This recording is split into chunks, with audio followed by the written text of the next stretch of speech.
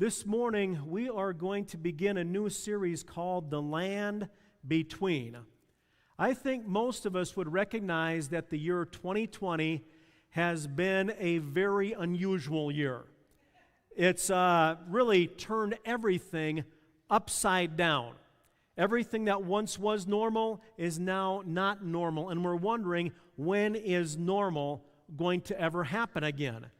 Some of you started homeschooling your kids because the thought of them going to school and then shutting down and they'd have to start doing the online stuff.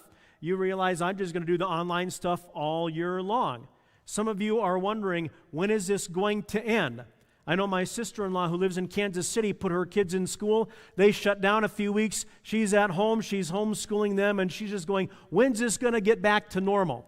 She's got 3 kids under the age of 6th grade that she is working with, and she's never homeschooled before, and it's just so much fun. Many of you have lost income, lost hours, or even lost your job, and you've been looking for a job, but you can't find one. Or maybe you've been told that you're going to be hired back, but it still hasn't happened. And you're waiting for normal to come back, and it's not taking place. How do we navigate these difficult transition middle times? And they're not just caused by COVID, they're caused by just normal, everyday life. For example, the doctor's report comes back and it says, tumor is malignant. And you're now going, okay, what treatment do I do? How long is the treatment going to last? Will I be cured or will I not be cured? Maybe you've been dating someone a long time and you've been expecting a proposal and they're going to have this serious conversation and you think you're getting a ring, and the person says, you know what? I think we should date other people. And you're going, I've waited for years. I thought this was the one. How much longer do I have to wait for God to bring Mr. or Miss Right into my life? Sometimes your singleness comes after you're married. You lose a spouse to divorce or to death. And now you're just kind of in this middle ground. You really don't fit in anymore with the friends in the group you used to hang out with. People treat you differently. They speak to you differently. And you're wondering, how long is this uncomfortable transition time going to last? Sometimes the land in between, this transition, comes with a phone call. Dad, I'm at the police station. Your mom has had a stroke. We think that's what it is. How soon can you get to the hospital? Sometimes it comes in the form of a conversation. Your mother and I are getting a divorce. Mom, Dad, I'm pregnant. We're moving.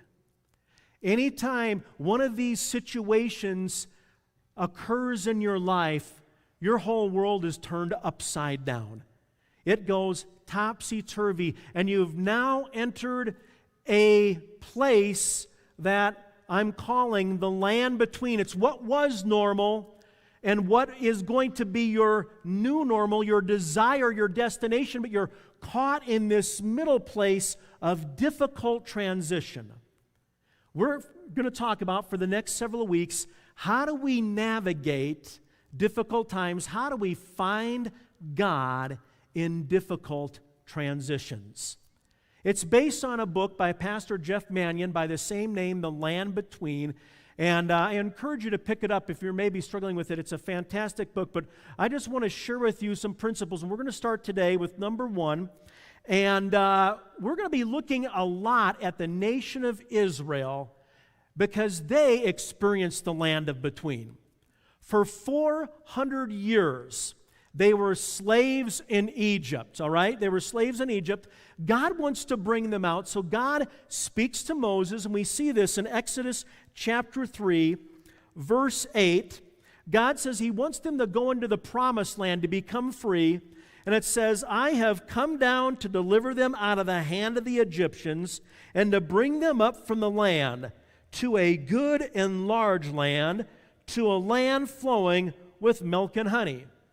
Now Moses accepts the charge. He says, yes, Lord, I will do it. But out of the land of slavery and into the land of promise flowing with milk and honey, do you realize there is no timetable on that? When you read it, you think, oh, it's going to come out and go in. Come out and go in. It's going to be really quick. It was not a quick journey from the land of slavery to the land of promise. There was this middle space, the land between the wilderness that Israel stayed in for a period of time. It was a barren place, but it was a necessary middle place. It was necessary because it was in the wilderness, the land between, that Israel received the law, which was the core of their covenant with God. It was in the middle place that Israel received the tabernacle, the portable tent of worship that they would take with them, and the whole sacrificial worship system of how to worship God, how to draw near to God. That came in the land between. It was in the land between, this middle place, the wilderness, that Israel received the laws that would help them govern them as a nation once God established them in the land of promise. So many things happened in the land between. It was necessary. And that brings us to our first point this morning. If you're taking notes, we have hard copies in the back. You can always pick one up. Or for those of you who are tapped into YouVersion, go to the events page. You can find Casper Faith and our services there, and our notes are right there. But the very first thing that we need to realize about the land between is that the land between is a place of preparation. The land between is a place of preparation. It's a necessary middle space where we are formed into the people of God and we're established in our connection with the Lord. I'm going to say that again. This middle place, this land of between, is a place to prepare us, to form us to be God's people, and to establish a greater connection with God than we've ever had before. That is the purpose God brings us into these difficult transitions. Israel's time in this wasteland, because that's really what the wilderness was. It was a wasteland. This time in the wasteland was not to be a waste. It was to be a time of development. It was pivotal to their formation as the nation of God's children. As they're leaving Egypt, they are more like the Egyptians than they're like the children of Abraham. Their father Abraham was a man of faith. They knew about Abraham, but they didn't know the God of Abraham. They didn't know the God of Isaac, the God of Jacob. And yet God is taking them to the land that He promised Abraham, Isaac, and Jacob.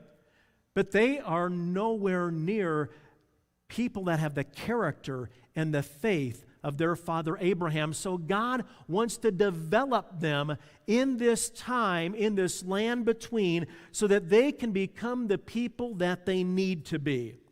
They were unprepared, but God said, I'm going to take this desert time to shape you, to mold you, to refine you, and to make you my people.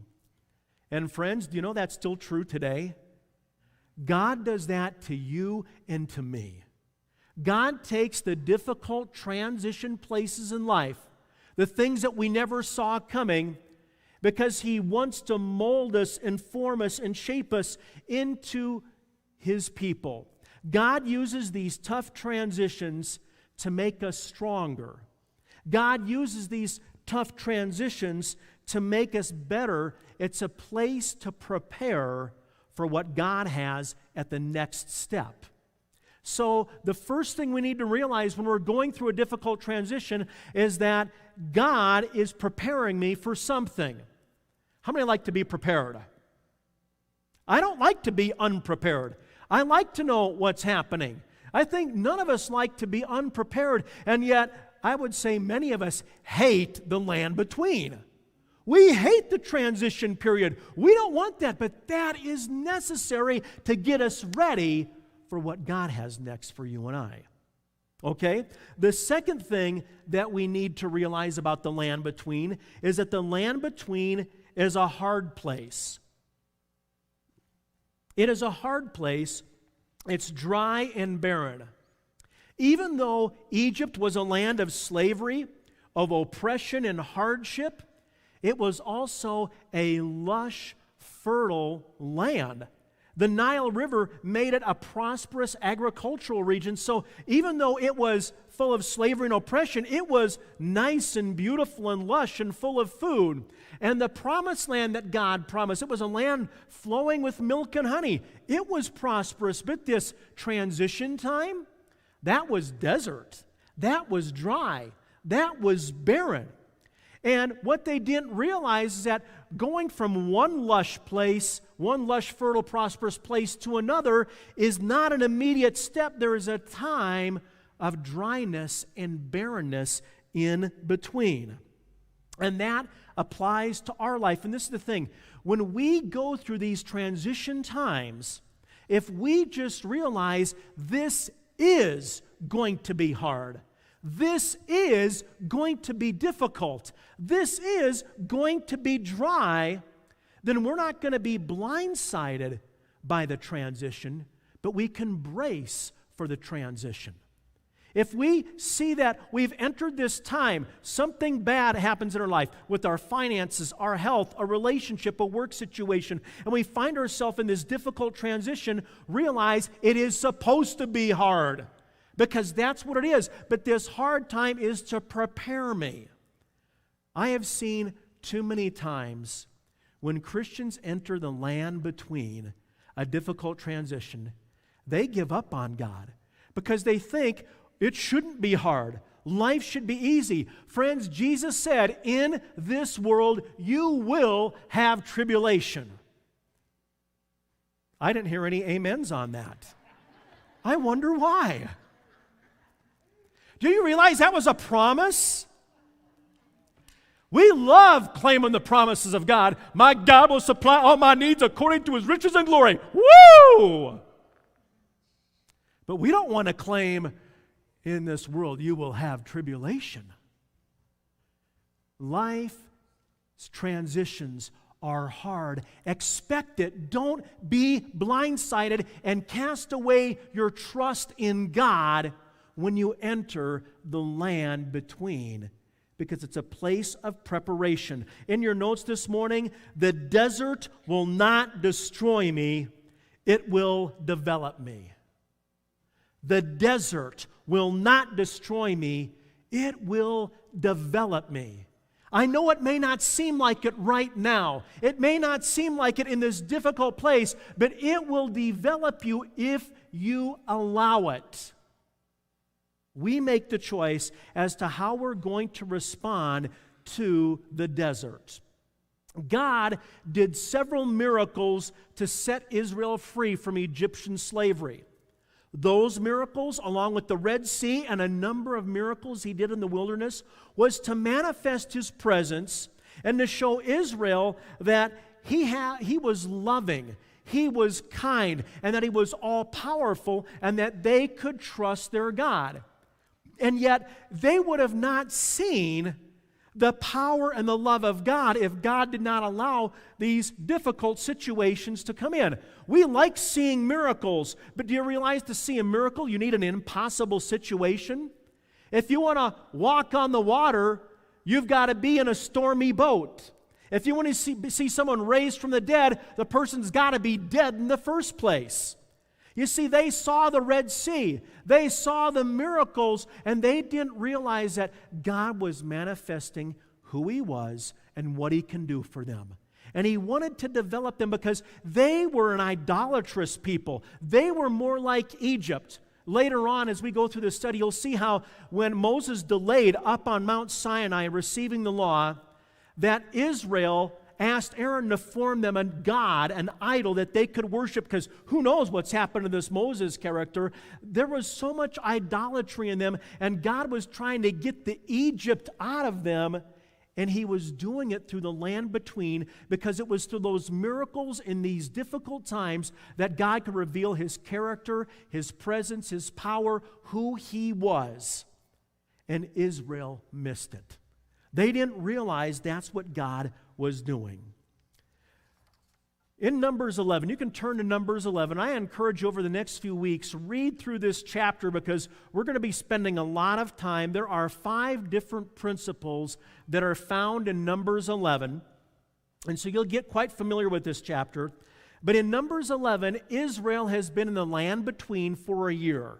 All right? They will have been there 1 year when you come to Numbers chapter 11. And they had been slaves for 400 years. They had been slaves for 400 years. What's their attitude? One of, thank God, finally we're free. No. It's an attitude of complaining. Take a look at verse 1, Numbers 11. Now the people, everybody say it together, complained. The people complained about their hardships in the hearing of the Lord. Verse 4, if only we had meat to eat. We remember the fish we ate in Egypt at no cost. Also the cucumbers, melons, leeks, onions, and garlic. But now we have lost our appetite. We never see anything but this manna. This brings us to our third point about the land between this morning. The land between, even though it's a barren ground, it's a dry ground, it is fertile ground for complaint. You'd think nothing grows in the land between, but there's one thing that grows really, really well, and that is complaining. Complaining grows really well in these difficult transitions of life. And we see that with Israel. They're bitter, they're worn out, they're angry, and this frustration of being here for a year has morphed into a spirit of complaint, taking up residence in their hearts. I ask you this morning, has complaint taken up residence in your heart? Are you going through a difficult time and you find that you're just kind of grumpy and negative and complaining and murmuring all the time? Has a spirit of complaint become part of you? This is, we're sick of this manna, eating this manna for a year. Now, I have to admit, if I ate the same thing every meal, breakfast, lunch, and dinner for a year, I'd probably get a little sick of it too. You can, if you don't think you would, I challenge you, pick one food item this week, and from now until next Sunday, eat only that. Okay? And see how you do after a week of eating the same thing. Not just a year. You'll only go a week, all right? And then don't be too hard on them when they go for 52 weeks eating the same thing. But they had complaint, and they said, I'm sick of this manna. Maybe you're saying, I'm sick of living in my in-laws' basement. I'm sick of being asked what line of work I'm in, and I'm fumbling for the words to say. Maybe you'd say, I'm sick of enduring wave after wave of medical tests with no clear diagnosis. I'm sick of waiting for this depression to lift. I'm sick of waiting for Mr. or Miss Right. I'm sick of visiting a mother in the nursing home who asks me, who are you, 3-4 times every time I visit her. I am sick of this manna. I am sick of the land between, this transition time that I am in. You know, when you think about it, at face value, we think, well, complaining isn't that bad. I mean, it's not like immorality. It's not like murder. It's not like robbing a bank. But God takes complaining very, very seriously. In Numbers chapter 11, verse 20, after they've said, we're sick of this manna, we remember the food, the onions, the leeks, the meat, all the stuff we had in Egypt. Verse 20, it says, you have rejected the Lord who is among you. You have wailed before him, saying, why did we ever leave Egypt? Apparently, the Israelites griping about food wasn't just griping about food. They were griping against God.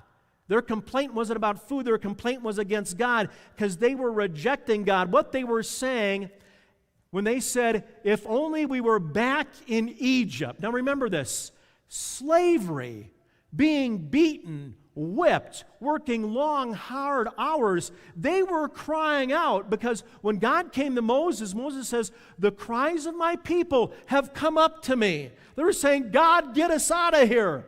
And God answers their prayer. They had forgotten how bad they had it. And now they're saying, if only we were back in Egyptian slavery, we could have some better food. We would have been better off if God left us alone and did nothing. That's what they're saying. That's why God took this so seriously, because they rejected Him. And we need to be careful because in our lives, as we complain, a spirit of complaint can be lodged in us to such a degree that it develops into a rejection of God. If you complain long enough, as complaining grows, your faith shrivels, and you will come to a place where you chuck off God and say, that's it, I'm done, I'm finished. That's why complaining is so very, very serious. We cannot complain when we find ourselves in the land between. Now, does that mean we can't honestly express ourselves to God? God, I'm sick of manna. I wish I could have something else. No, there's a big difference between complaining and honest expression to God, all right? We're going to get into that next week. It's a topic all on its own, so come back next week, same bat time, same bat channel, same bat station, all right? And we'll share with you, but we got to be careful not to become a people that complain. Our response, in your notes this morning, our response to discomfort reveals the person we are, and it sets the trajectory for the person we are becoming. Our response to discomfort, to hardship, to harsh conditions, it reveals the person we are, and it sets the trajectory for the person we are becoming. You could really say that your attitude is the prophet of your future.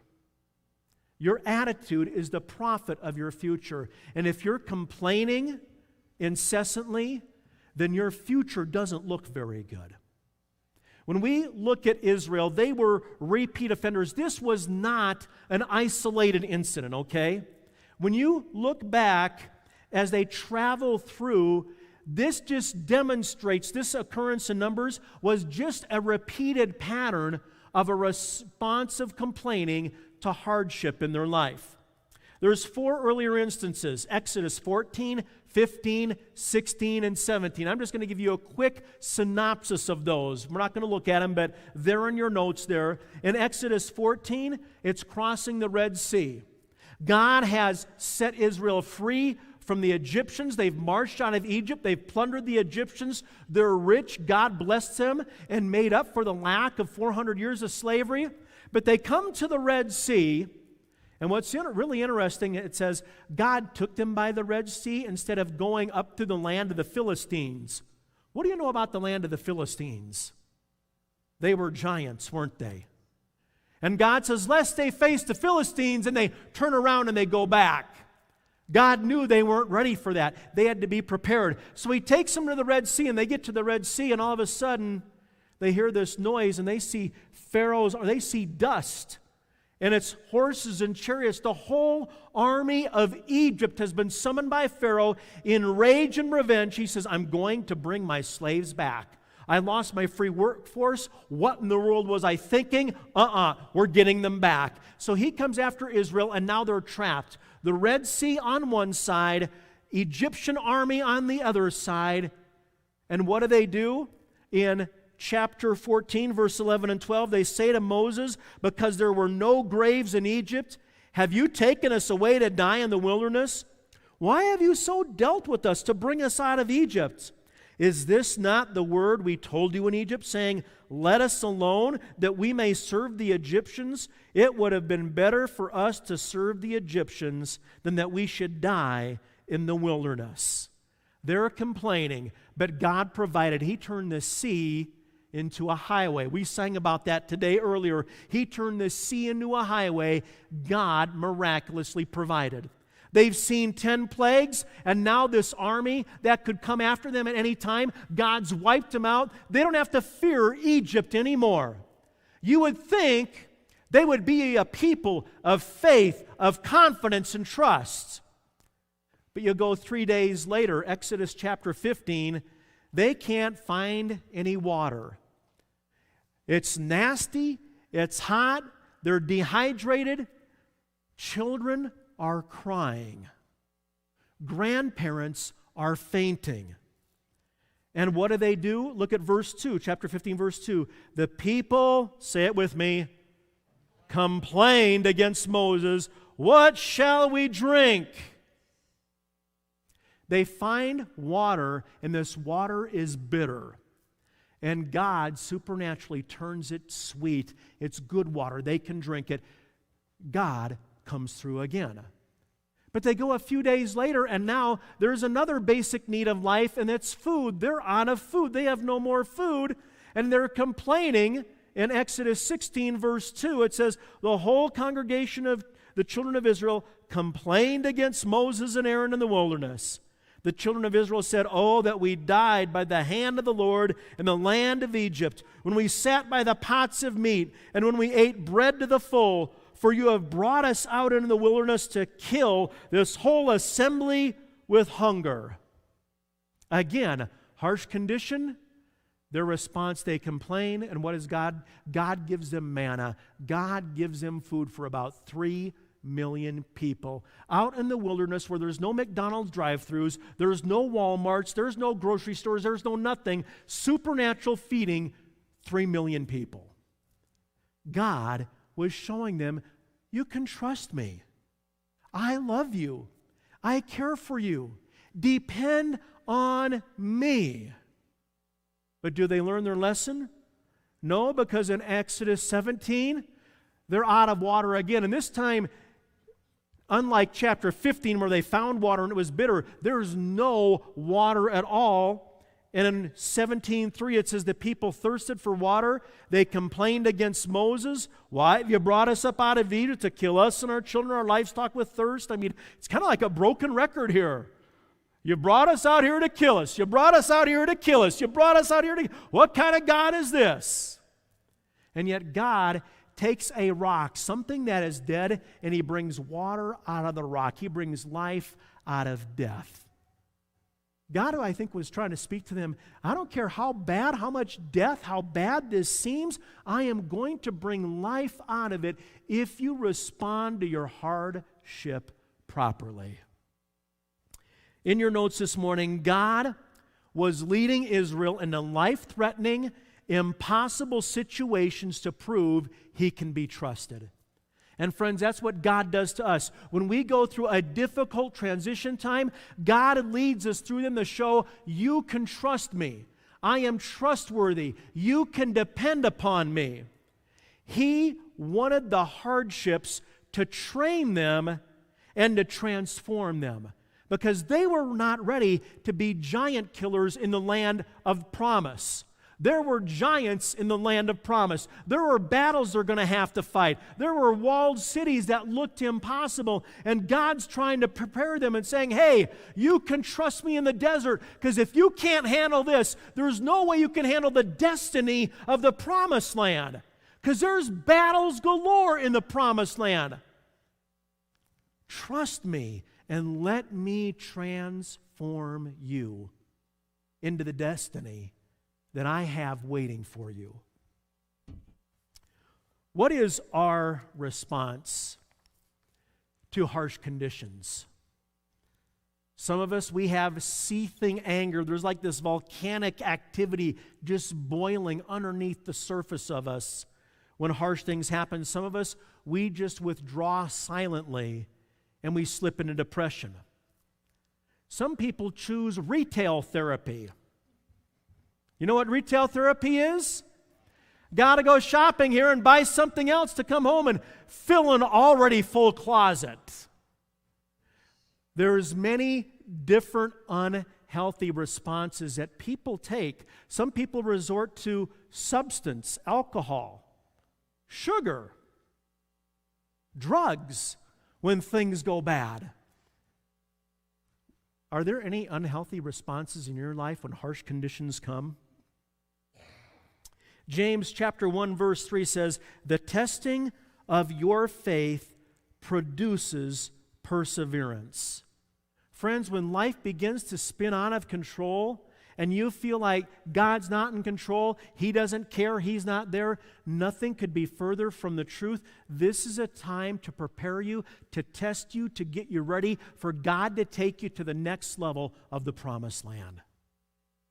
Trust in God. And here's the thing, sometimes our responses seem so normal that it doesn't feel like we're choosing them, because we just naturally gravitate to them. It's kind of like this ball right here. This ball, if I let go of it, it automatically drops to the ground. Every time. Gravity just pulls it to the ground automatically. And what we don't realize is that this ball really symbolizes our hearts. It's my heart.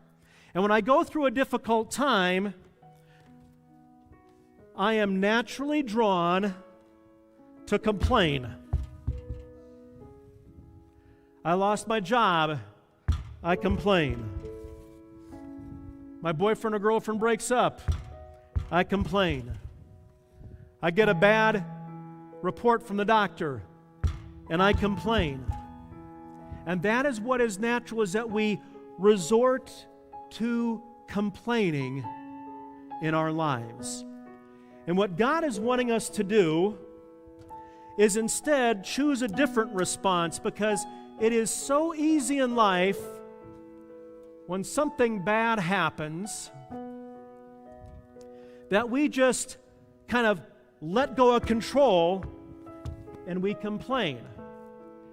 And so when something bad happens, God doesn't want us to let go of control, and He says, no, I want you to deliberately look a little higher, look to the author and the finisher of your faith, and put your trust in me. Just don't let go. Don't complain. Don't give in to negativity. Realize that this land between is a necessary middle place to prepare you for the promised land.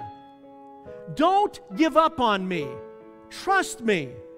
Learn from me as your God, and that if you let go, I will hold you up. I am developing you. This desert will not destroy you. This wilderness time is temporary. You see, the desert was never to be their final destination. But you know what? Because they complained for that whole generation, that was their final destination. They didn't break out of the desert because they complained. If only they would have just trusted God with their heart, with their circumstance, they would have been giant killers. They would have entered the land flowing with milk and honey. Friends, this morning, you and I have a choice when we're in the land between. What's your response? Would you pray with me this morning? Dear Jesus, I thank you that we can trust you with everything. You died on the cross, showing us that we can trust you with our eternity, and your Spirit lives within us, showing us that we can trust you with the earthly. God, develop in us a spirit of trust.